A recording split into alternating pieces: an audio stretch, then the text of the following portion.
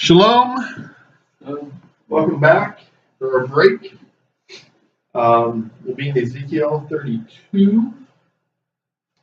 We're, what does that make us? About 16 weeks after today, about 3 months out from the end of this study. I know when I told you when I started it would be about a year. I think it's going to end up being about a year or 2 weeks because I did not calculate the special teachings for high Sabbaths into estimation, and I did not calculate a couple road trips that we weren't here for to do that teaching. So it's going to be about a year and 2 weeks instead of 48 weeks that I estimated. But in the next 3 weeks, I asked that everyone be thinking hard and praying about where they would like us to go in the Nevi'im next rotation. It can be anything. I don't know that I'll be teaching it. There's some serious praying about maybe taking over the Torah teaching. So we'll just see what happens there. But be praying about what you would like to have taught on next for the Nevi'im. In the 12th year, on the first day of the 12th month, the word of Yehovah came to me. And yes, I know you get tired of hearing this. This is Mashiach, freaking incarnate form. I know I say that almost every week in this teaching, but I think it's very important that we grasp that we understand it. That there is no difference between this prophecy and, say, the revelation to Yachanan at the end of Scripture. This just as much as that was Mashiach in a post-carnate form speaking to Yachanan, this is Mashiach in a pre-carnate form speaking to Ezekiel. The other thing I want to point out here, first day of the 12th month, since we're in the 12th secular month right now, I know it would be very easy for us to fall into the trap of thinking that it was this time of year. First day of the 12th month was probably actually more like what we would call late February, early April, late February, early March on this secular calendar. The world goes by today, so we're still a few months off from that. O mortal,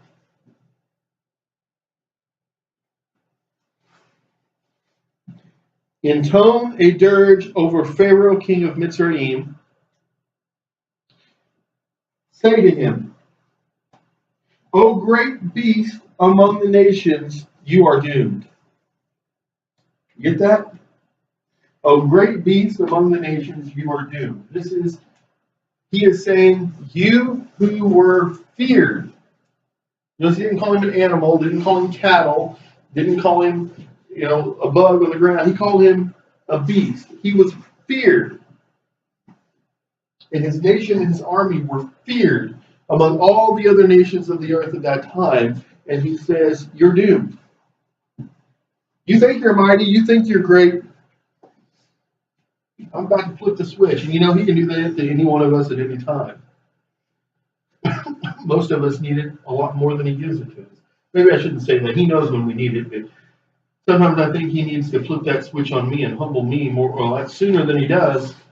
Maybe I wouldn't make so many mistakes in my life. You are like the dragon in the seas. Now, let's think about that. You're like the dragon in the seas. The world tells us dragons are mythical. Skeptics say, see, Bible talks about dragons. It must be a myth. It says, you are like the dragon in the seas, thrusting through their streams, stirring up the water in your feet and muddying their streams. Now, just as much as the skeptics like to say, well, see, the dragons were myths, there are some evolutionary creationists. I don't really know how that works. I understand people have evolved, animals have evolved, but they try to kind of combine Scripture and what it says with molecules to man evolution, and that doesn't work because that's not what Scripture says happened. Have the species changed over time? Absolutely. Natural selection is a true thing. Obviously, we can see it. We can cause it to happen through selective breeding. We can see these changes. But one of the places where these people get tripped up when they're trying to combine the two is they say, well, why don't we have any fossils of dragons? Well, I think we do. I think we call them dinosaurs. People say, well, if the Bible's true, why doesn't it talk about dinosaurs? I think it does. I think it just calls them dragons. I know that it's kind of a strange thought for some people, if you haven't thought about it before, but let's think about what it says about some of the dragons in Scripture. It says, oh, wait, blue fire from its nostrils, okay. Some of them had wings, some of them lived in the sea, some of them lived on land. One of them had a tail that was like a cedar tree. Why doesn't it say dinosaurs? Well, probably because that word wasn't even invented until the 1800s. The King James was translated in 1611.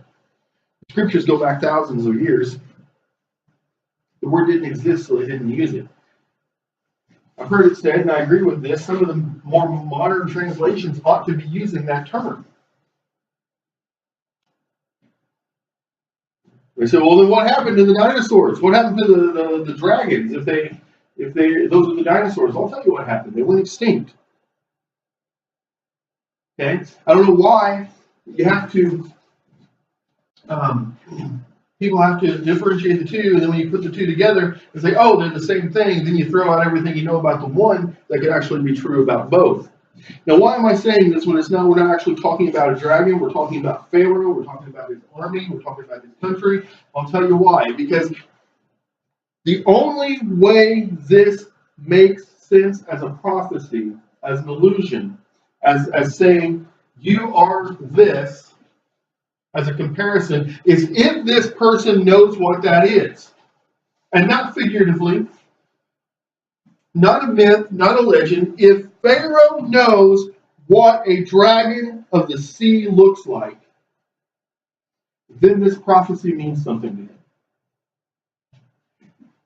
That tells me that in the time of the pharaohs, there were still dragons, dinosaurs, walking around on the earth, flying through the air, swimming in the seas, and people say, that's not possible. Why not? There are Native American cave paintings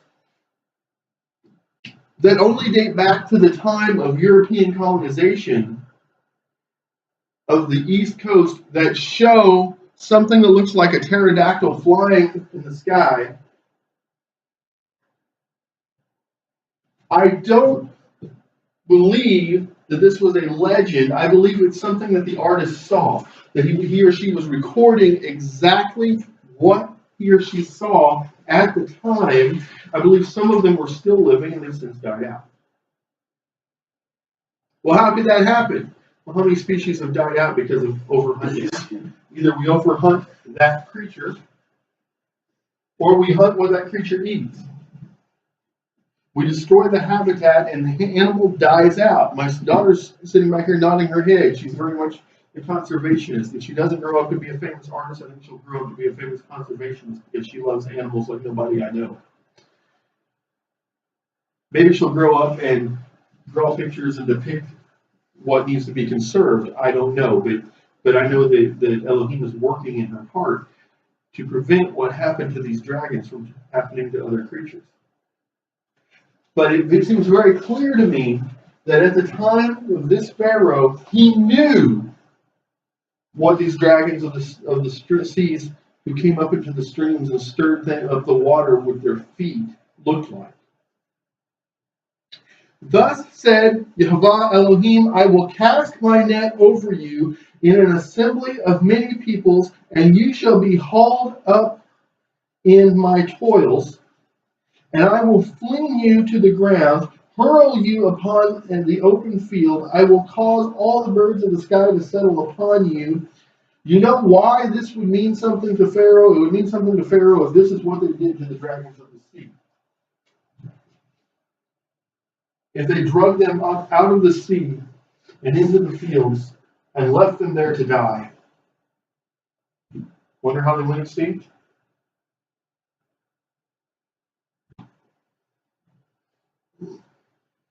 I will call all the birds of the sky, cause all the birds of the sky to settle upon you.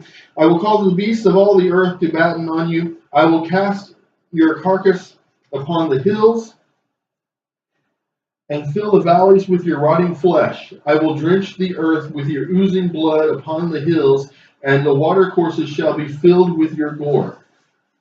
Gore there is implied, but I think it's probably a right redaction there. When you are snuffed out, I will cover the sky and darken its stars. I will cover the sun with clouds, and the moon shall not give its light. All the lights that shine in the sky will darken above you, and I will bring darkness upon your land, declares Jehovah Elohim. Now, could it be that one of the sins of Pharaoh for which he was being destroyed, for which his kingdom was being brought to naught, was that he violated the very first command? You know, people always say the first commandment was not to eat the fruit of that tree. No, the first commandment was to take care of the earth. And this Pharaoh and his predecessors, in their arrogance, decided that they were greater than the God, the Elohim, who gave that commandment to man. And they decided that they would take what they did not like from the sea and drag it out and let it die.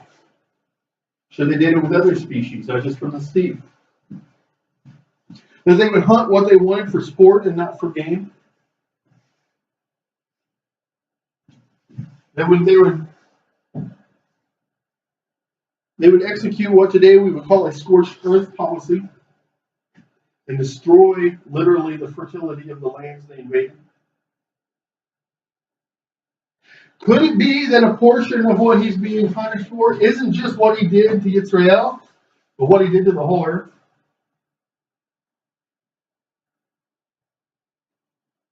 What are we doing today?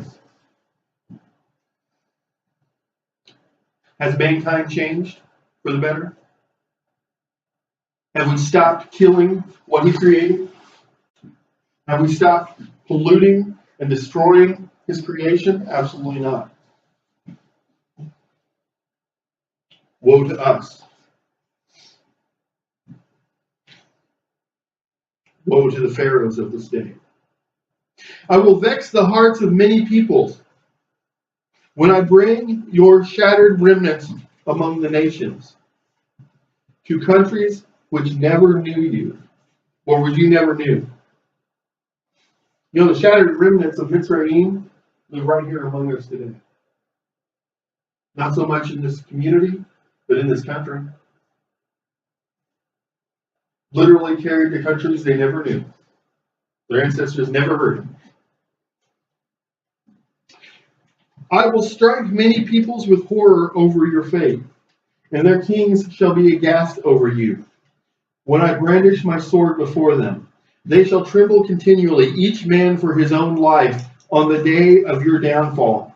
For thus said Jehovah Elohim, the sword of the king of Babylon shall come upon you. I will cause your multitude to fall by the swords of warriors, all the most ruthless among the nations. See, he's not just bringing armies against them, he's bringing the most ruthless of soldiers from every nation against them. How did he manage that? Well, there was this place called Babylon that he said was going to attack, and the Babylonians like to take over countries and conscript their men and force them into service. And guess what?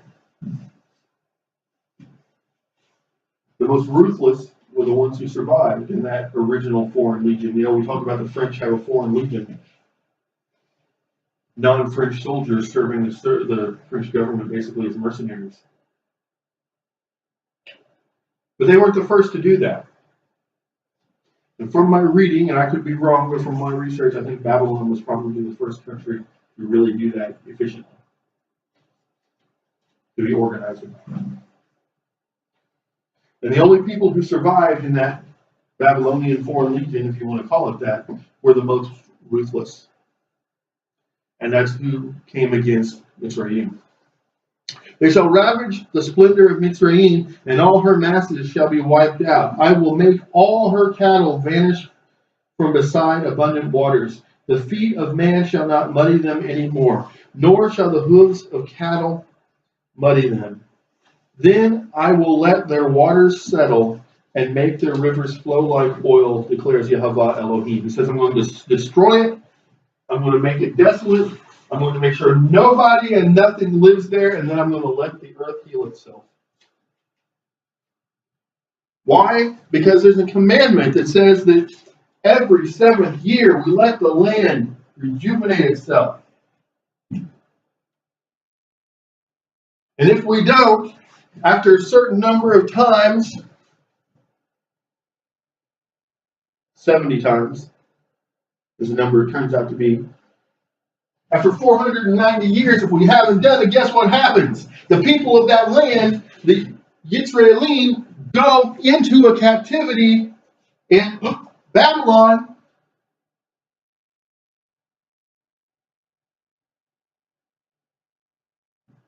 And the land is allowed to heal itself.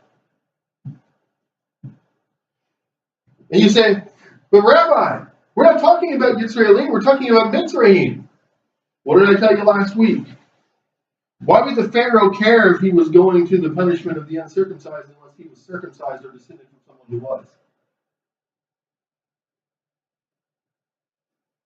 Got the feeling at the end of last week's talk that some of you might have thought that I was reaching a little bit, stretching too far.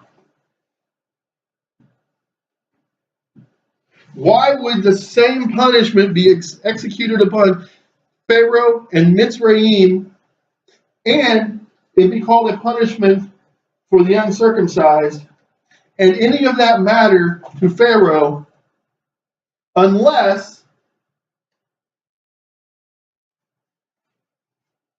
he was of the circumcised, or knew that he came from this?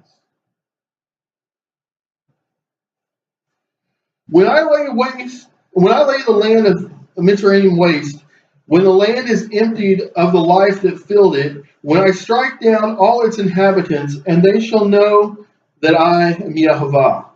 Wait a minute. How would they know that? How would they know that it wasn't some pagan Elohim? Unless, there was some sort of connection to Yitzhak.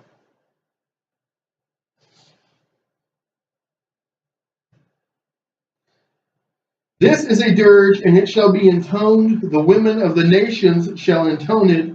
They shall intone it over Mitzrayim and all her multitude, declares Yehovah Elohim.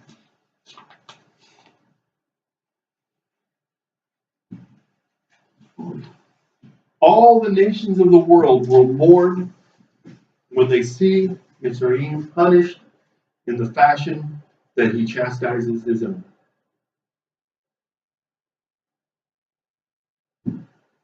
In the 12th year, on the 15th day of the month, the word of Yehovah came to me. I'm going to throw something in here. The JPS does not note this. Apparently they don't agree with this thinking, but this is just my thinking. The 12th year on the 15th day of the month. Where did we start? At the beginning of the chapter? On the 12th year on the first day of the 12th month.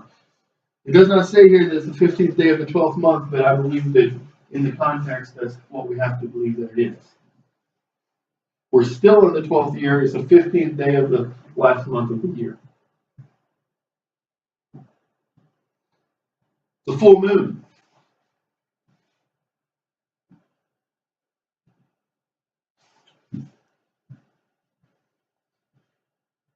O mortal, wail along with the women of the mighty nations over the masses of Mitzrayim, accompanying their descent to the lowest parts of the netherworld, among those who have gone down into the pit, whom do you surpass in beauty? You know, previously, Mizraim surpassed everyone in beauty. Before that, Tyre did.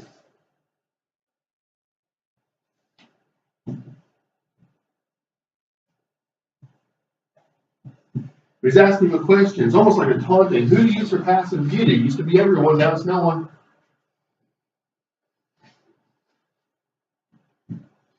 Down with you and be laid to rest with the uncircumcised.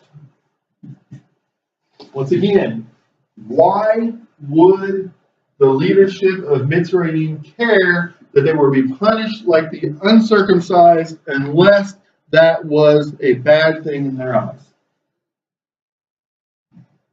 Only the circumcised or someone who knows that they're supposed to have been circumcised would care. They shall lie amid those slain by the sword. Amid those slain by the sword, Mitzrayim has been dragged and left with all her masses. Mitzrayim is implied there. From the depths of Sheol, the mightiest of warriors speak to him and his allies, the uncircumcised, those slain by the sword, have gone down and lie there. Interesting. The ones speaking to them, telling them that they're about to be destroyed, are the uncircumcised. Who would care? Who would care that it was the uncircumcised about to destroy them? If they were not themselves circumcised, or if they did not know that they should have been, but their ancestors left it the commandment.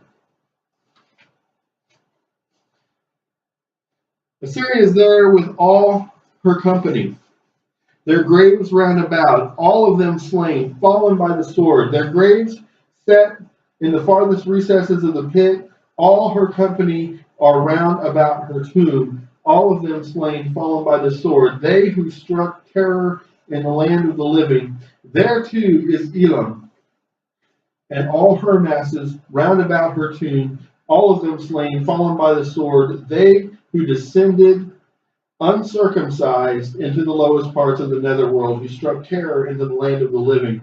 Now they bear their shame with those who have gone down to the pit. The pit of Sheol, what gets mistranslated all the time to hell, the pit of the grave is for the uncircumcised.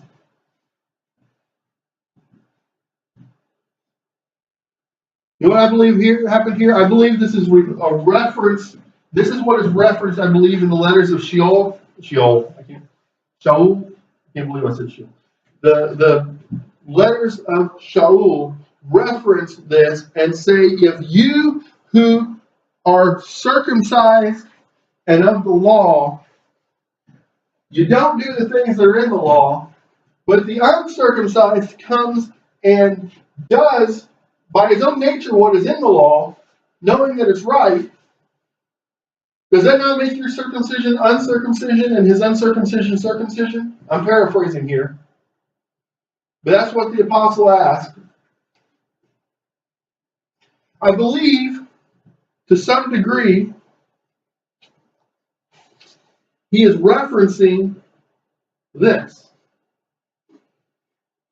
That Pharaoh or someone in his line was of the circumcision, was one of us, wandered away from the covenant,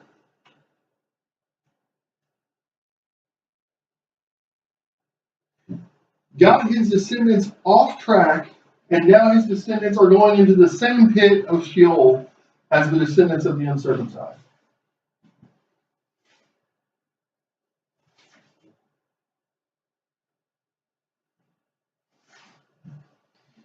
They made a bed for her among the slain with all her masses.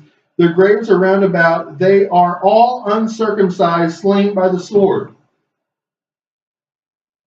Though their terror was once spread over the land of the living, they bear their shame with those who have gone into the pit. They are placed among the slain. Meshach and Tubal and all their masses are there. Their graves are round about. They are all uncircumcised, pierced through by the sword. They who once struck terror in the land of the living, and they do not lie with the fallen, uncircumcised warriors who went down to Sheol with their battle gear, who put their swords beneath their heads, and their iniquities upon their bones. For the terror of the warriors was upon the land of the living. And you too shall be shattered amid the uncircumcised. Why would ye care? Is everybody getting my point here? Is everybody understanding what I'm saying? Why would he care? Unless he was one of us, at least genetically. And lie among those slain by the sword. Edom is there, her kings and all her chieftains, who for all their might are laid among those who are slain by the sword. They too lie with the uncircumcised and with those who have gone down to the pit. Edom. It's Esau, right? Esau, found in the city of Edom.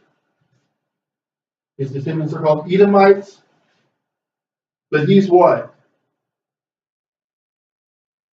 He's a Yitzhakite, an Abrahamite. He would have had circumcision, right? It says that his descendants lie among the uncircumcised. Why? Because they left the covenant. All the princes of the north and all the Sidonians are there, who went down in disgrace with the slain, in spite of the terror that their might inspired. And they lie uncircumcised with those who are slain by the sword, and bear their shame with those who have gone down to the pit.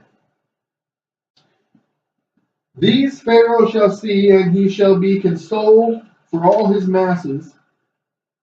Those of Pharaoh's men slain by the sword and all his army, declares Yehovah Elohim. I strike terror into the land of the living. Pharaoh and all his masses are laid among the uncircumcised, along with those who were slain by the sword, said Yehovah Elohim. And why would anybody care if it was just an uncircumcised king and his uncircumcised followers dying and going to the pit with the uncircumcised? Why would this mean anything to anyone? It wouldn't. It wouldn't.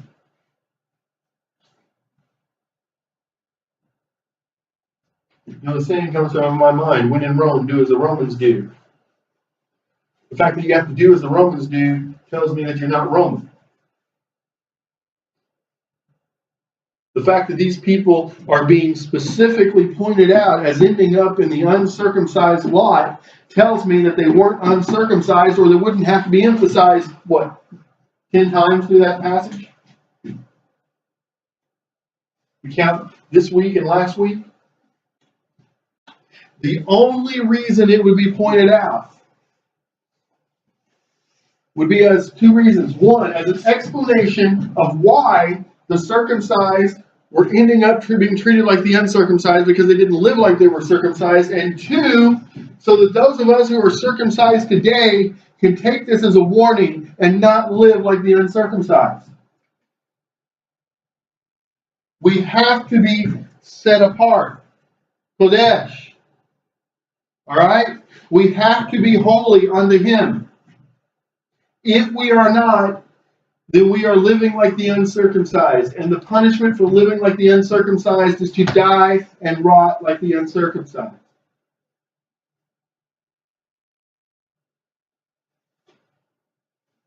Do we have a midrash?